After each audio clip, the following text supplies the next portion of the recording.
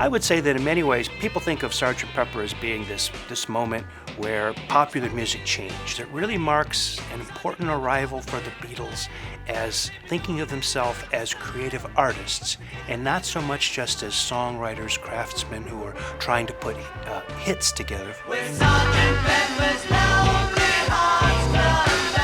They made it clear that making a record is not the same thing as capturing a performance.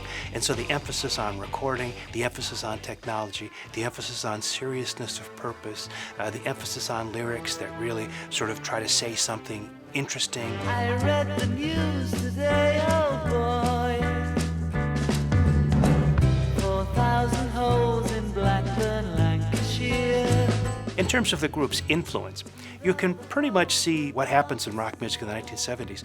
A lot of it as emanating out of specific aspects of what you see in the Beatles' music in the late 60s and most especially in Sgt. Pepper. We get a whole kind of rock music in the 70s, mostly done by Blood, Sweat, and Tears in Chicago, that really takes that whole aspect of pop song with horns and blows it up into an entire style. Wednesday morning at 5 o'clock as the day begins.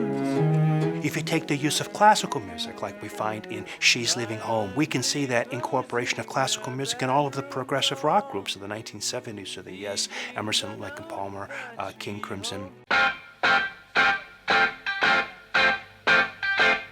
It's getting better all the time. Some people think of Sgt. Pepper as being the first concept album. John Lennon famously said all of his songs could have appeared on Revolver, the album before, or Magical Mystery Tour of the White Album after. He cared nothing about this Sgt. Pepper idea, which was mostly Paul's. But that's not what's important. It's not important whether it actually was a concept album.